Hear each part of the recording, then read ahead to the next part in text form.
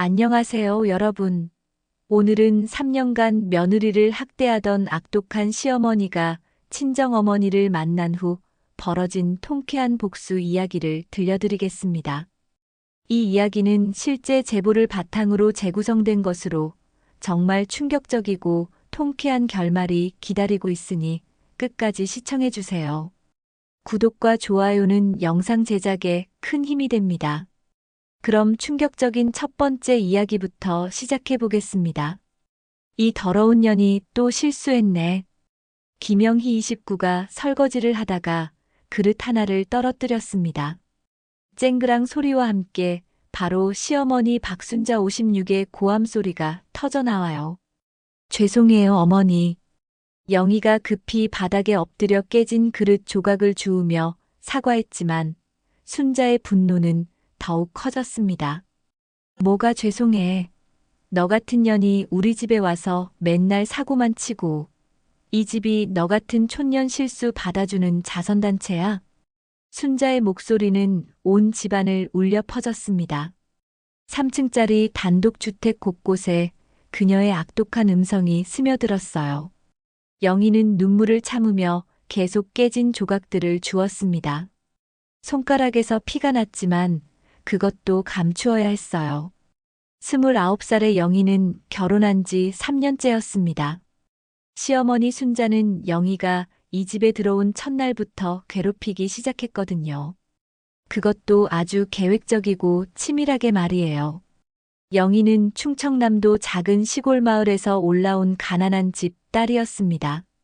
아버지는 2000평 남짓한 논밭을 일구는 소농이었고 어머니 조화순 53은 마을 공장에서 하루 12시간씩 미싱을 돌리며 겨우 생계를 이어가고 있었어요. 반면 남편 이민수 32는 서울 강남에서 중견 무역회사를 운영하는 집안의 외아들이었습니다. 연 매출 50억 규모의 회사였죠. 처음부터 하늘과 땅 차이의 격차가 있었던 겁니다. 시골 촌년 주제에 감히 우리 아들하고 결혼한다고? 주제 파악이나 제대로 해. 순자는 영희를 결혼 첫날부터 사람 취급도 하지 않았습니다. 새벽 5시 30분에 강제로 깨워서 가족 모두의 아침 식사 준비부터 시켰고 밤 12시가 넘어서까지 온갖 집안일을 다 떠넘겼어요. 집안일의 범위도 정말 광범위했습니다. 3층 전체 청소, 세탁, 다림질, 식사 준비, 설거지, 장보기, 화단 관리, 애완견 돌보기, 심지어 순자의 개인 용무까지 모두 영희의 몫이었어요. 어머니, 영희가 너무 힘들어하는 것 같은데. 민수가 어느 날 저녁 조심스럽게 말을 꺼냈습니다. 아내가 하루 종일 쉴 틈 없이 일하는 모습을 보다 못해서였어요. 하지만 순자는 콧방귀도 뀌지 않았습니다. 내 마누라 편 들려면 당장 짐 싸서 따로 나가서 살아. 내가 30년 넘게 기른 아들이 시집 온 지 3년 된 계집년 편을 드네. 순자의 목소리는 히스테리 그 자체였습니다. 민수는 어머니의 무서운 기세에 눌려 더 이상 말할 수 없었어요. 사실 민수는 어린 시절부터 어머니의 강압적인 교육 방식에 길들여져 있었습니다. 순자는 남편이 일찍 사망한 후 혼자서 아들을 키웠는데 그 과정에서 극도로 권위적이고 통제적인 성격이 되어버렸어요. 그래서 32살이 된 지금도 민수는 어머니 앞에서는 위축된 어린아이가 되어버렸습니다. 영희가 아무리 힘들어해도 심지어 눈앞에서 맞는 모습을 봐도 모른 척할 수밖에 없었어요. 영희 옆에는 시누이 박미 영 35도 있었습니다. 미영이는 35살인데 아직 결혼하지 않고 집에 얹혀 살면서 하루 종일 게임과 드라마만 보며 시간을 보내고 있었어요. 그러면서도 영희를 더 심하게 괴롭혔습니다. 언니, 이것 좀 해주세요. 영희가 미영에게 조심스럽게 부탁하면 미영은 소파에 누운 채로 스마트폰을 만지작거리며 대답했어요. 뭐 내가 왜 해? 내가 해라 이 종년아. 나이도 어린 게 언니한테 일 시키네. 미영이는 영희보다 나이가 6살이나 많으면서도 일절 집안일을 하지 않았습니다. 설거지 한 번, 빨래 개기 한 번 하지 않으면서 모든 걸 영희에게 떠넘겼죠. 엄마, 언니가 내 말 안 들어요. 미영이 순자에게 고자질하면 순자는 즉시 영희를 불러 세웠습니다. 야, 너 미영이한테 뭐라고 했어? 시누이가 부탁하는 것도 못 들어주면서 그게 며느리야? 그러고는 영희의 뺨을 때리거나 머리채를 잡아 끌었어요. 영희의 하루는 정말 지옥 그 자체였습니다. 새벽 5시 반에 강제로 깨어나자마자 가족 모두의 아침밥 준비부터 시작해야 했어요. 똑똑똑. 너 왜 이렇게 늦게 일어나? 벌써 5시 35분이야. 영희가 5분만 늦게 일어나도 순자는 방문을 두드리며 소리를 질렀습니다. 영희는 잠이 덜 깬 몸으로 후다닥 침실에서 나와 부엌으로 뛰어가야 했어요. 죄송해요, 어머니. 사과해봤자 소용없었습니다. 순자는 부엌 의자에 앉아서 영희가 밥을 하는 모습을 감시했어요. 시골년이 게으르기까지 하네. 너희 엄마가 제대로 교육을 안 시켰나 보다. 순자의 욕설은 갈수록 심해졌습니다. 영희의 인격은 물론이고 친정 부모님까지 모독하는 말들을 서슴지 않았어요. 아침 메뉴도 까다로웠습니다. 순자는 매일 다른 반찬을 요구했고 조금이라도 간이 맞지 않으면 난리를 쳤어요. 이게 뭐야? 김치찌개가 이렇게 싱거우면 어떻게 먹어? 다시 해. 영희가 1시간 넘게 끓인 김치찌개를 그대로 싱크대에 버리고 다시 만들라고 했습니다. 이미 아침 7시가 넘어서 민수는 회사에 가야 하는 시간이었지만 순자는 상관없었어요. 민수야, 어머니 밥이 늦어지니까 너 먼저 나가거라. 네, 어머니. 민수는 아내가 다시 요리하느라 허둥지둥하는 모습을 보면서도 그냥 회사로 나가버렸어요. 영희를 도와주기는커녕 한마디 위로의 말도 없이 말이에요. 아침 준비가 끝나면 3층짜리 집 전체 청소가 기다리고 있었습니다. 1층 거실, 주방, 화장실, 2층 안방, 민수방, 미영이 방, 욕실, 3층 다용도실, 옥상까지 모두 영애 혼자서 청소해야 했어요. 이것도 제대로 못 닦아? 여기 먼지 그대로 있잖아. 순자는 영희가 청소한 곳곳을 하얀 휴지로 닦아보며 검사했습니다. 조금이라도 먼지가 묻어나오면 처음부터 다시 하라고 시켰어요. 다시 해. 제대로 할 때까지. 영희는 무릎을 꿇고 바닥을 닦았습니다. 세제 냄새에 속이 메스꺼렸지만 참아야 했어요. 손이 거칠어지고 까져도 계속 비비고 또 비벼야 했습니다. 점심 준비도 영희의 몫이었습니다. 순자와 미영이는 정말 까다로워서 매번 다른 음식을 요구했어요. 오늘은 갈비찜 해줘. 어제도 갈비찜 해달라고 하셨잖아요. 어제는 어제고 오늘은 오늘이야. 너 나한테 말대꾸하는 거야? 순자의 횡포는 끝이 없었습니다. 영희는 하루에 3번씩 완전히 다른 요리를 해야 했어요. 장보기도 정말 힘들었습니다. 순자는 영희에게 돈을 아껴서 주면서 비싼 재료를 사오라고 했어요. 이 3만 원으로 한우 등심 1kg하고 새우 1kg, 그리고 과일도 사와. 어머니, 이 돈으로는 한우를 살 수 없어요. 한우 등심만 해도 10만 원은. 그럼 내 돈으로 보태서 사와. 우리 집 음식 수준을 낮출 수는 없잖아. 순자는 영희의 용돈까지 빼앗았습니다. 영희는 자신이 친정에서 받은 얼마 안 되는 용돈으로 시댁 식재료를 사야 했어요. 순자의 학대는 언어적 폭력에서 시작되어 점차 신체적 폭력으로 발전했습니다. 너 이 더러운 년아. 어느 날 저녁 순자가 영희의 뺨을 세게 때렸습니다. 밥이 조금 짜다는 이유였어요. 짝! 소리가 집안에 울려 퍼졌습니다. 영희의 왼쪽 볼이 빨갛게 부어올랐어요. 으흑! 영희가 뺨을 움켜쥐고 울음을 터뜨렸지만 소파에 앉아 TV를 보던 미영이는 킥킥 웃었습니다. 언니가 맞을 짓 했으니까 맞는 거지. 짜게 했으면 사과해야지 울기부터 하네. 영희는 뺨이 화끈거리고 부어올라도 참을 수밖에 없었습니다. 이런 일을 친정에 말하면 부모님이 얼마나 걱정하실까요? 영희의 친정은 정말 가난했습니다. 아버지 김철수 58은 농사일로 한 달에 100만 원도 벌기 힘들었고 어머니 조아수는 공장에서 월 80만 원을 받으며 일했어요. 그래서 딸이 서울의 부유한 집으로 시집을 갔다고 정말 좋아하셨습니다. 우리 영희가 복이 있나 보다.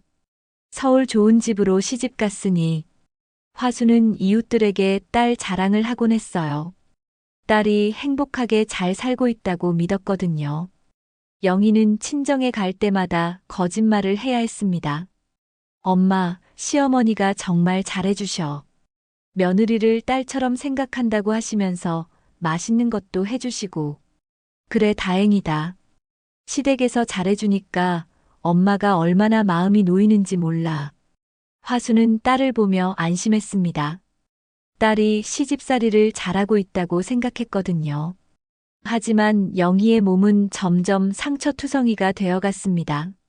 순자가 때린 자국, 넘어뜨려서 생긴 멍, 뜨거운 물에 데인 화상, 날카로운 모서리에 찢어진 상처들로 가득했어요.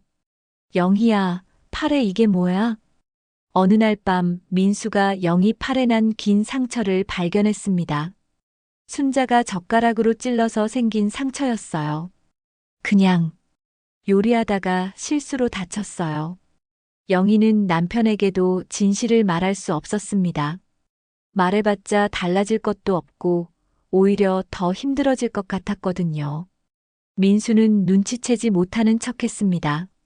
어머니가 며느리를 괴롭힌다는 걸 어렴풋이 알면서도 외면했어요. 시간이 갈수록 영희는 정신적으로, 육체적으로 지쳐갔습니다. 몸무게는 10kg 넘게 빠졌고 신경성 위염에 불면증까지 생겼어요. 폭력은 점점 더 심해졌습니다. 처음에는 뺨을 때리는 정도였지만 이제는 발로 차고 머리채를 잡아 끌고 벽에 밀쳤어요. 이 멍청한 계집애가. 순자가 영희를 세게 밀쳤습니다. 영희가 벽에 등을 세게 부딪혔어요. 아야. 영희가 허리를 잡고 신음했지만 순자는 신경 쓰지 않았습니다. 아프면 조심하지 그래. 맨날 덤벙거리고. 미영이도 가세했습니다. 언니는 정말 둔해. 그러니까 맨날 맞는 거야. 영희는 눈물을 삼켰습니다. 울면 더 맞을 것 같았어요. 어떤 날은 일부러 뜨거운 국물을 영희 손에 엎지르라고 시켰습니다. 어머니, 너무 뜨거워요. 화상을 입을 것 같아요. 뜨거우면 빨리 하지 그래. 그것도 제대로 못 써? 순자는 영희가 되는 것도 즐거워했습니다. 며느리의 고통이 재미있었어요. 영희의 손은 화상 자국 투성이가 됐습니다. 하지만 치료받을 시간도 돈도 없어서 그대로 방치해야 했어요. 결혼 3년 만에 영희가 임신을 했습니다. 작은 생명이 자신의 뱃속에 자리 잡은 걸 알았을 때 영희는 처음으로 진짜 웃음을 지을 수 있었어요. 어머니, 영희가 임신했어요. 민수가 기뻐하며 가족들에게 알렸습니다. 하지만 순자의 반응은 예상과 달랐어요.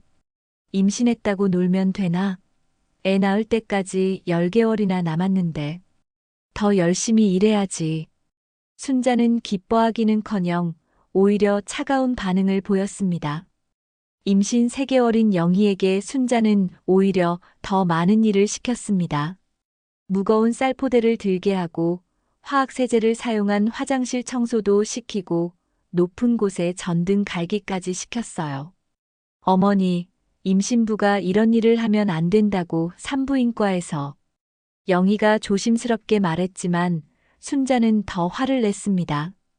임신한 년이 더 게을러지겠다고 이런 말하는 거야? 옛날 우리 할머니들은 임신해서도 농사일 다 했어.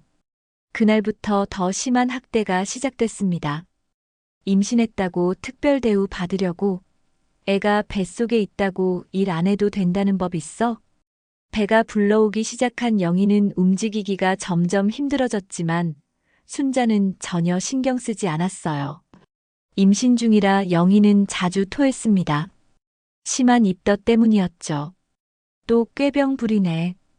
토한다고 일 안 해도 된다고 생각하지 마. 어머니, 정말 아파요. 입덧이 너무 심해서. 아픈 건 핑계고 일하기 싫어서 그러는 거야. 순자는 토하는 영희에게도 계속 일을 시켰습니다. 임신 7개월, 정말 위험한 순간이 찾아왔습니다. 어머니, 영희가 피를 흘려요. 민수가 급하게 소리쳤습니다. 영희가 갑자기 하혈을 한 거예요. 순자가 영희의 배를 밀쳐서 넘어뜨린 직후였습니다. 급히 병원으로 갔지만 다행히 아기는 무사했습니다. 하지만 의사는 심각한 경고를 했어요. 환자분이 너무 무리하셨네요. 절대 안정을 취해야 합니다.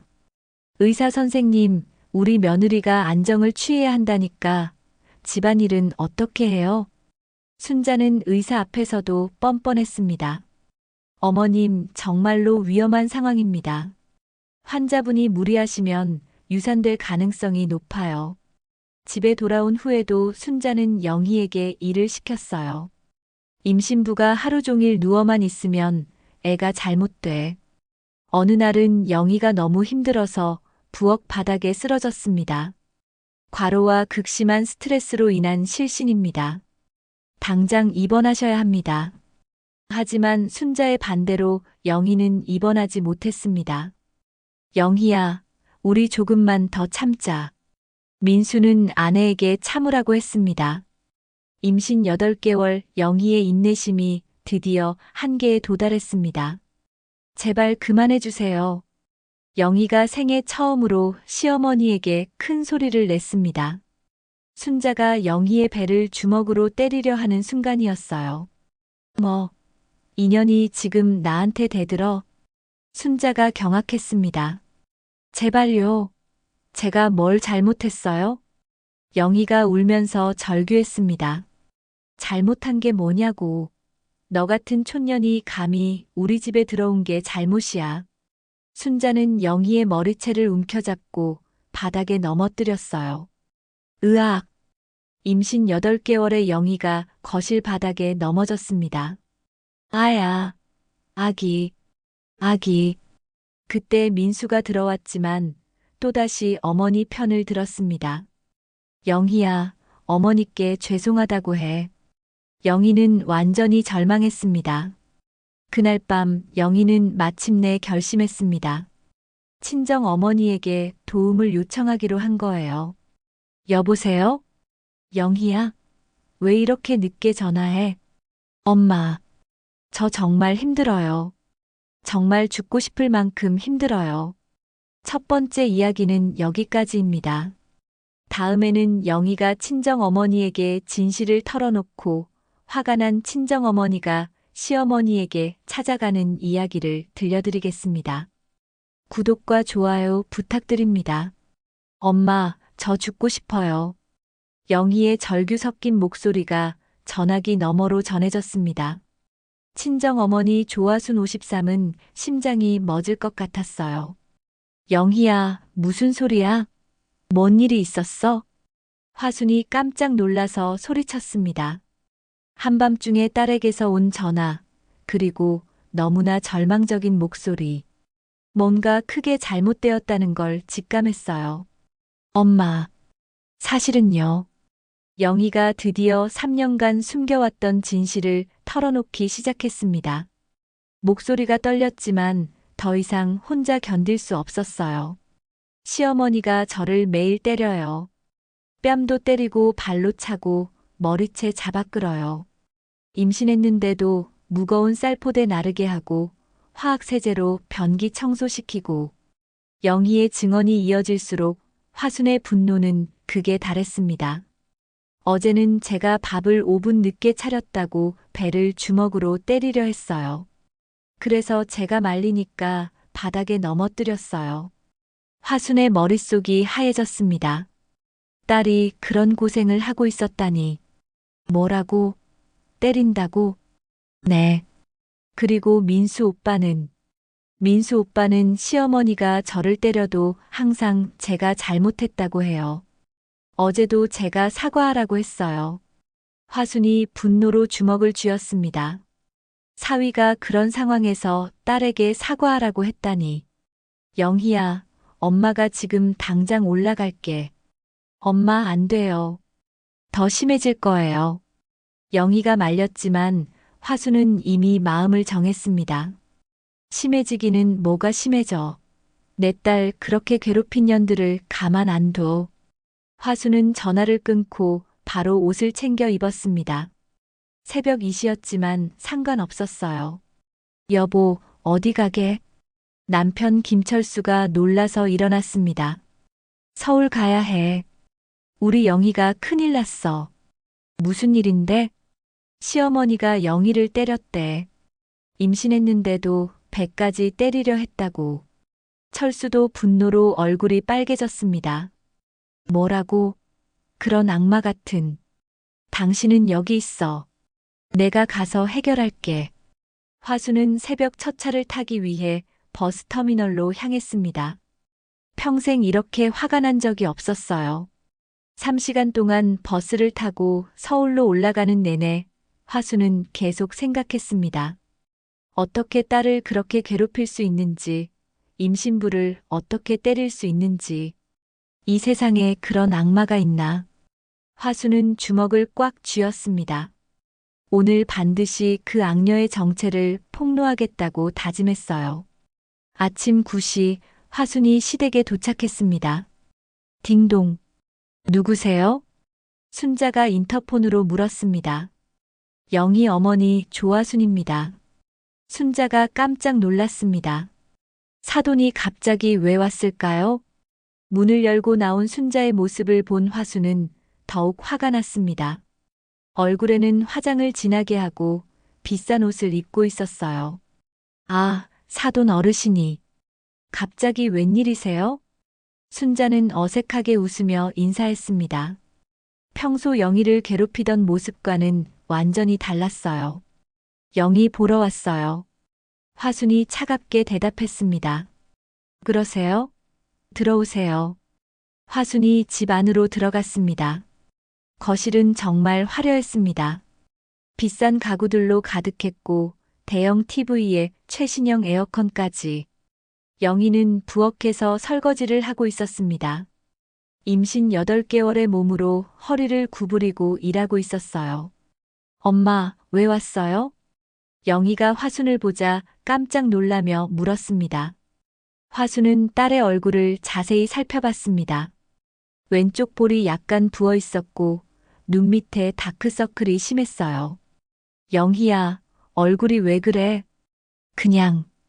어제 문에 좀 부딪혔어요. 영희가 거짓말을 했지만 화수는 다 알고 있었습니다. 사돈 어르신, 차라도 한잔 하시죠. 순자가 친절하게 굴었습니다. 평소와는 180도 다른 모습이었어요. 우리 영희가 정말 잘해요. 집안일도 척척 잘하고 요리도 잘하고. 순자가 며느리 자랑을 늘어놨습니다. 하지만 화수는 속이 뒤틀렸어요. 영희야, 이것 좀 치워. 순자가 영희에게 명령조로 말했습니다. 사돈이 있는 앞에서도 예의가 없었어요. 네. 영희가 급하게 정리하려다가 컵을 떨어뜨렸습니다. 쨍그랑. 그 순간 순자의 가면이 벗겨졌습니다. 이 멍청한 년이. 순자가 벌떡 일어나더니 영희의 뺨을 세게 때렸습니다. 화순이 보는 앞에서 말이에요.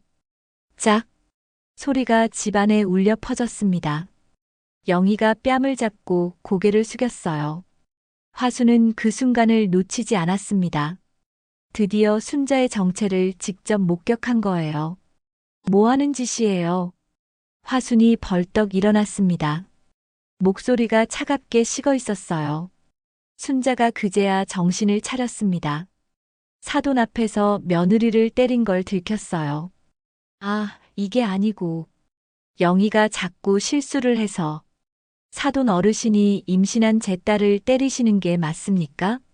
화순의 목소리가 점점 높아졌습니다. 실수했다고 임신부를 때려도 되는 겁니까? 8개월 된 아이가 뱃속에 있는데 화순이 순자에게 성큼성큼 다가갔습니다. 사돈이라고 부르지 마세요. 제 딸을 3년간 때린 사람을 사돈이라고 할 수 없어요. 사돈 어르신, 오해하지 마세요. 순자가 당황하며 변명했습니다. 오해요? 제 딸한테 다 들었어요. 화순이 순자를 노려봤습니다. 새벽 5시에 깨워서 일 시키고 뺨 때리고 발로 차고 임신부인데도 무거운 것 들게 하고 어제는 배까지 때리려 했다면서요. 화순이 한 번에 쏟아내자 순자의 얼굴이 하얘졌습니다. 아니긴 뭐가 아니에요. 방금 제 앞에서 딸 뺨 때린 거 제가 똑똑히 봤어요. 영희야, 이리 와. 화순이 딸을 불렀습니다. 엄마한테 말해봐. 이 사람이 너를 어떻게 괴롭혔는지 처음부터 끝까지 다 말해. 영희가 망설였습니다. 하지만 화순이 딸의 손을 잡으며 용기를 줬어요. 말해. 엄마가 여기 있으니까 무서워하지 마. 영희가 떨리는 목소리로 입을 열었습니다. 시어머니가 저를 매일 때려요. 뺨도 때리고 발로 차고 머리채 잡아 끌어요. 임신했는데도 무거운 쌀포대 나르게 하고 화학세제로 변기 청소시키고 어제는 제가 밥을 5분 늦게 차렸다고 배를 주먹으로 때리려 했어요. 그래서 제가 말리니까 바닥에 넘어뜨렸어요. 이런 악마 같은 년이. 화순이 순자에게 다가갔습니다. 그리고 민수 오빠는 시어머니가 저를 때려도 항상 제가 잘못했다고 해요. 어제도 제가 사과하라고 했어요. 영희의 마지막 말에 화순은 완전히 폭발했습니다. 사돈 어르신, 진정하세요. 순자가 말했지만 화순은 이미 참을 한계를 넘었습니다. 진정하라고요?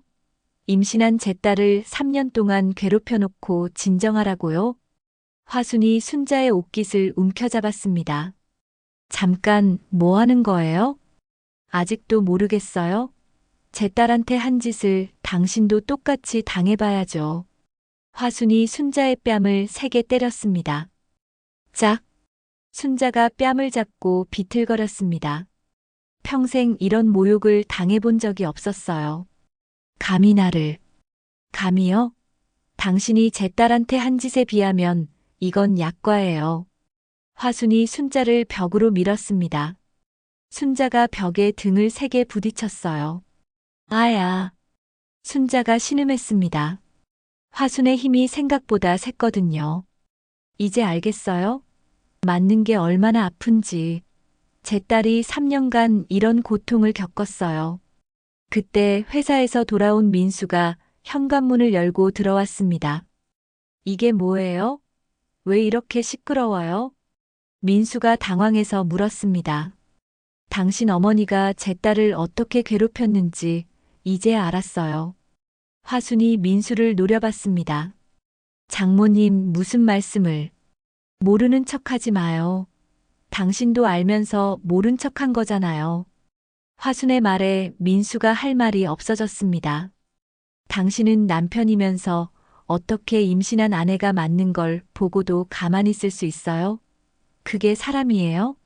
화순이 민수에게도 화를 냈습니다. 민수가 고개를 숙였어요.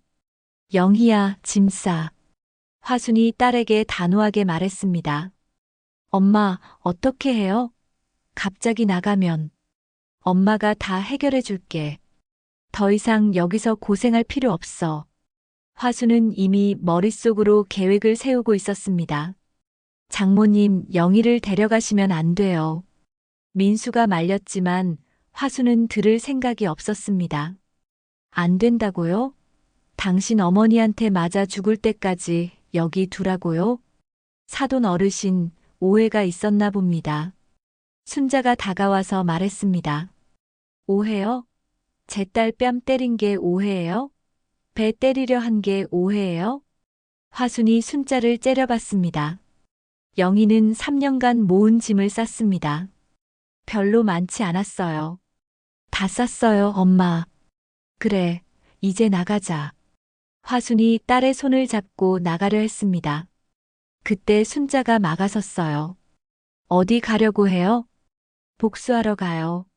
화순이 차갑게 대답했습니다. 복수요? 네, 당신이 제 딸한테 한 짓을 세상에 다 알릴 거예요. 법적으로도 처리하고요. 화순의 말에 순자의 얼굴이 새하얘졌습니다. 그리고 당신 주변 사람들에게도 모두 알릴 거예요. 당신이 어떤 사람인지 말이에요. 화순은 이미 치밀한 복수 계획을 세우고 있었습니다. 화순은 영희를 데리고 가장 먼저 병원으로 갔습니다. 딸의 몸 상태를 정확히 진단받고 증거를 수집하기 위해서였어요. 의사 선생님, 제 딸이 시어머니한테 폭행을 당했어요. 담당 의사가 놀라서 영희를 자세히 진찰했습니다.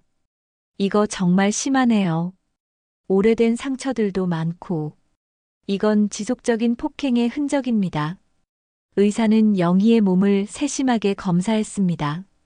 뺨의 부종, 팔과 다리의 멍자국, 손등의 화상 흔적, 등과 옆구리의 타박상까지. 특히 임신부에게 이런 폭행은 정말 위험합니다. 태아에게도 영향을 줄 수 있어요. 진단서 떼어드릴까요? 네, 부탁드려요. 자세하게 써주세요. 화수는 딸의 상처를 모두 기록으로 남겼습니다. 법적 대응을 위한 확실한 증거를 확보한 거예요.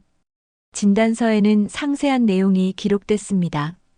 환자는 임신 32주 상태로 전신에 다수의 타박상과 열상을 보임. 안면부 좌측 부종, 양측 상지의 다발성 멍자국, 손등 화상 흔적, 흉부 및 복부 타박상 확인됨.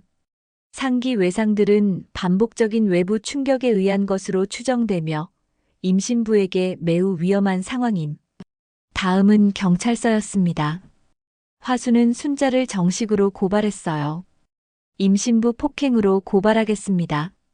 경찰관이 진술서를 받았습니다. 영희도 자세한 진술을 했어요. 3년 동안 거의 매일 맞았어요. 뺨 때리기, 발로 차기, 머리채 잡아 끌기. 임신했는데도 계속 폭행했어요. 어제는 제 배를 주먹으로 때리려 했어요. 임신 8개월인데도요. 영희의 진술에 경찰관도 놀랐습니다. 병원 진단서도 있고 피해자 진술도 명확하니까 바로 수사를 시작하겠습니다. 화순이 만족스러워했습니다. 첫 번째 복수가 성공적으로 시작된 거예요. 그날 오후 경찰이 순자의 집에 찾아왔습니다. 박순자 씨 맞나요? 순자가 당황했습니다. 며느리 폭행 건으로 고발이 들어왔습니다. 경찰서로 동행해서 조사받으셔야 해요. 순자가 기절할 뻔했습니다. 설마 정말로 고발당할 줄 몰랐거든요. 고발이요? 누가? 피해자와 피해자 모친이 직접 고발했습니다. 순자는 화순이 농담이 아니었다는 걸 그제야 깨달았습니다. 화순의 복수는 여기서 끝나지 않았습니다. 순자의 주변 사람들에게 진실을 알리기 시작했어요. 첫 번째 타겟은 순자의 친언니 박복자 59였습니다. 언니, 우리 순자가 며느리를 어떻게 대하는지 아세요? 화순이 복자에게 전화했습니다. 며느리를 왜요? 3년 동안 매일 때리고 괴롭혔어요. 임신부인데도 배를 때리려 했대요. 복자가 충격받았습니다. 설마, 순자가 그럴 리가 없는데. 그런데 증거가 있어요. 병원 진단서도 있고 경찰 고발도 했어요. 진짜예요? 경찰까지? 네, 오늘 조사받으러 갔을 거예요. 복자는 바로 다른 친척들에게 전화했습니다. 순자가 며느리를 때렸다는데 경찰까지 나섰대. 소문이 순자의 친척들 사이에 빠르게 퍼지기 시작했습니다. 두 번째 타겟은 순자가 다니는 교회였습니다. 목사님, 박순자 권사님 아시죠? 그분이 며느리를 3년간 폭행했어요. 목사가 깜짝 놀랐습니다. 그런 일이 확실한 겁니까? 증거가 있습니다. 화순이 진단서 사본을 보여줬습니다. 이런 일이 믿기 어렵네요. 임신부인 며느리를 때린 사람이 교회에서 권사를 할 수 있나요? 그날 저녁 교회 장로회의에서 순자에 대한 이야기가 나왔습니다. 박 권사가 며느리를 폭행했다는 제보가 들어왔습니다. 교회에서도 순자에 대한 소문이 퍼지기 시작했습니다. 화순의 세 번째 타겟은 순자의 직장이었습니다. 사장님, 박순자 씨에 대해 말씀드릴 게 있어요. 무슨 일이세요? 직원분이 며느리를 폭행해서 경찰 조사를 받고 있어요. 마트 사장이 놀랐습니다. 정말요? 박 씨가? 네, 증거도 다 있어요. 화순이 신문 기사를 보여줬습니다. 순자의 사건이 지역신문에 실렸거든요. 시어머니의 며느리 폭행 사건 경찰 수사 착수. 마트 사장은 심각하게 고민했습니다. 이런 직원을 계속 둘 수는 없었어요. 다음 날 순자는 해고 통지를 받았습니다. 사장님, 왜 갑자기 해고해요? 이미지 문제 때문에 어쩔 수 없어요. 순자가 억울해했지만 어쩔 수 없었습니다. 두 번째 이야기는 여기까지입니다. 마지막으로 친정 어머니가 치밀한 복수 계획을 완성하고 시어머니와 시누이가 완전히 몰락하는 통쾌한 결말을 들려드리겠습니다.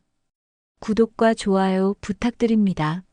순자의 삶이 점점 무너지기 시작했습니다.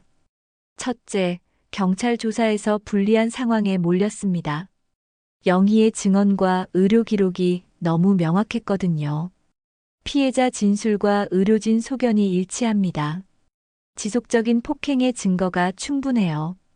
담당 수사관이 말했습니다. 둘째, 친척들이 모두 등을 돌렸습니다. 며느리 폭행범이라는 소문이 퍼지면서 모든 가족 모임에서 배제됐어요. 순자는 이번 제사에 오지 마.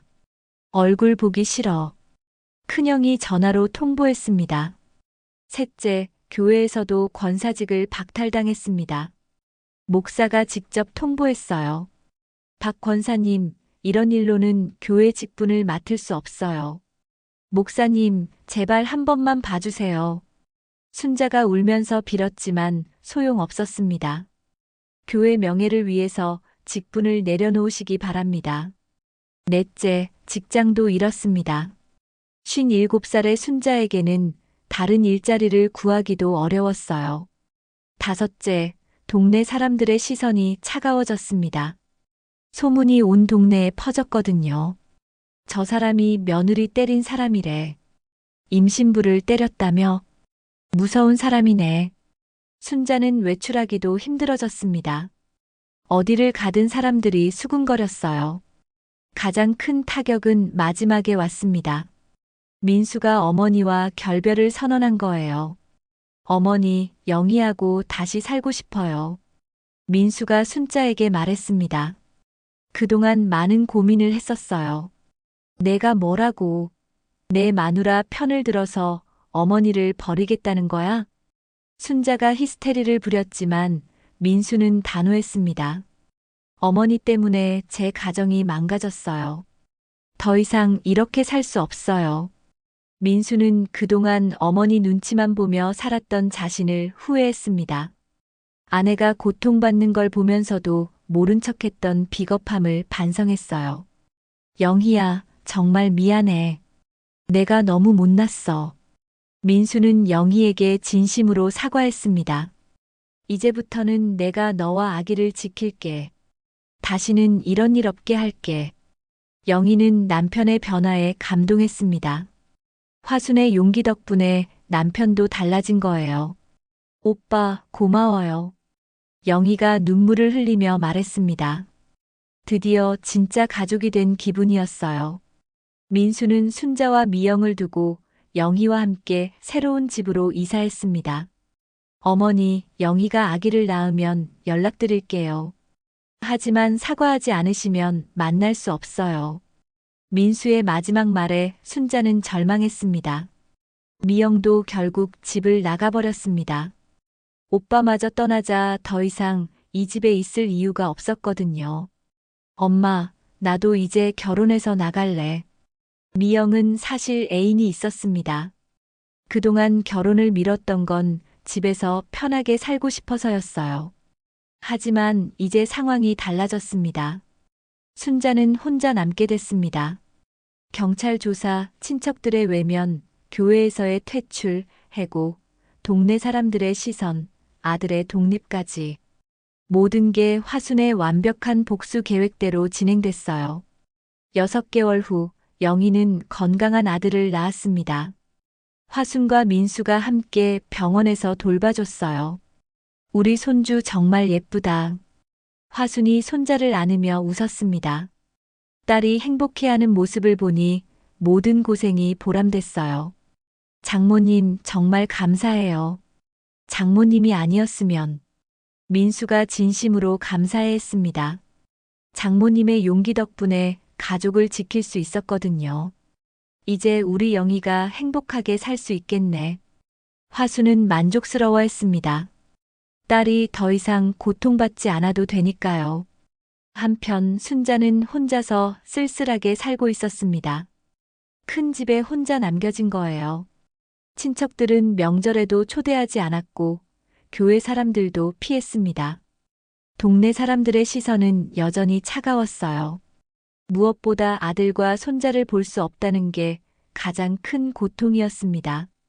내가 뭘 잘못했다고. 순자는 아직도 자신의 잘못을 완전히 인정하지 않았습니다.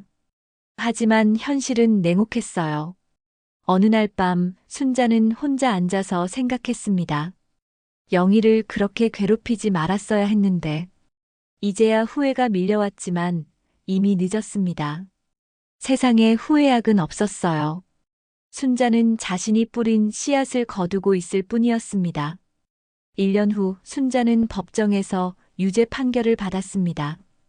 피고인 박순자는 며느리에게 지속적인 폭행을 가한 혐의에 대해 징역 6개월에 집행유예 2년을 선고한다. 판사가 판결을 내렸습니다. 비록 실형은 면했지만 전과자가 된 거예요. 또한 피해자에게 정신적 피해에 대한 배상금 500만 원을 지급하라. 순자는 벌금까지 물어야 했습니다. 법정을 나서는 순자를 화순이 지켜봤습니다. 복수가 완성된 순간이었어요. 이제 끝났다. 화순은 만족스러워했습니다. 딸을 괴롭힌 악녀가 마땅한 대가를 치른 거니까요. 영희는 이제 행복한 가정을 꾸리고 있었습니다. 민수는 완전히 달라진 남편이 되었고 시어머니의 괴롭힘도 끝났어요. 엄마, 정말 고마워요. 영희가 화순에게 말했습니다.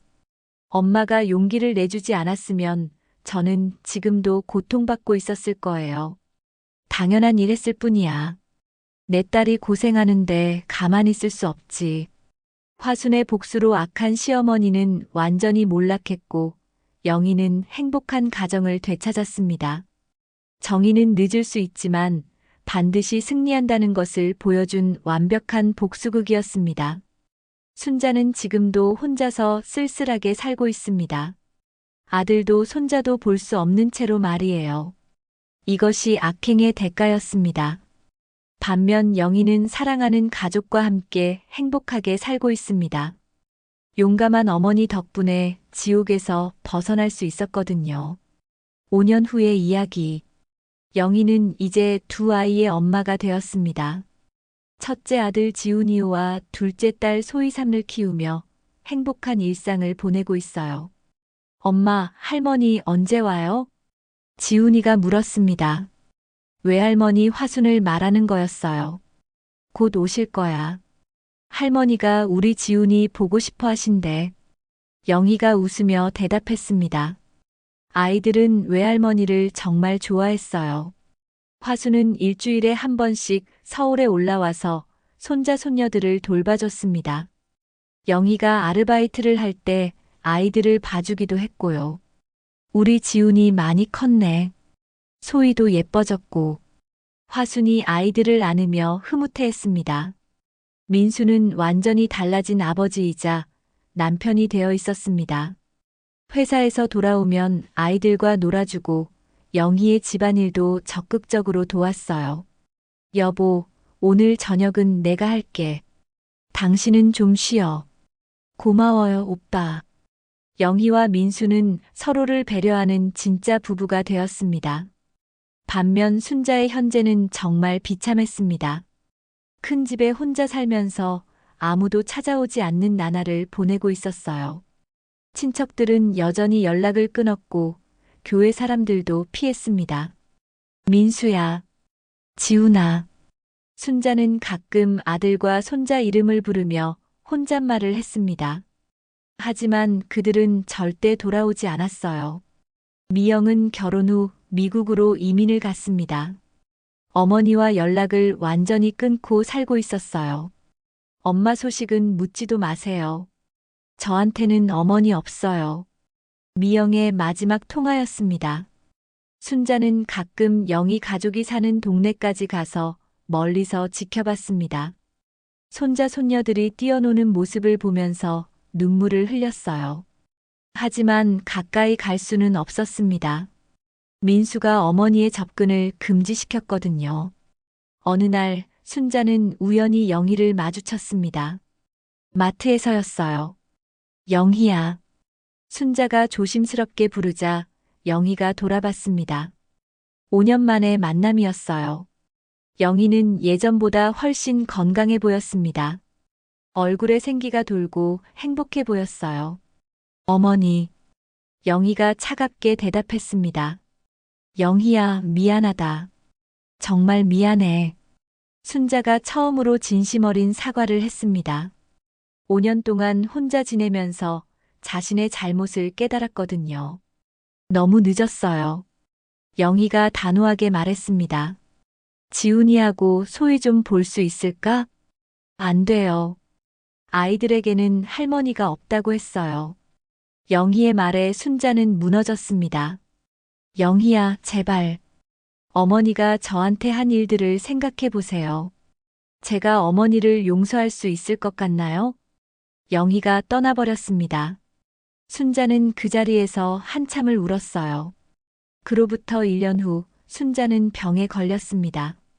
혼자 살면서 제대로 된 식사도 못하고 스트레스가 누적되어 건강이 악화된 거예요.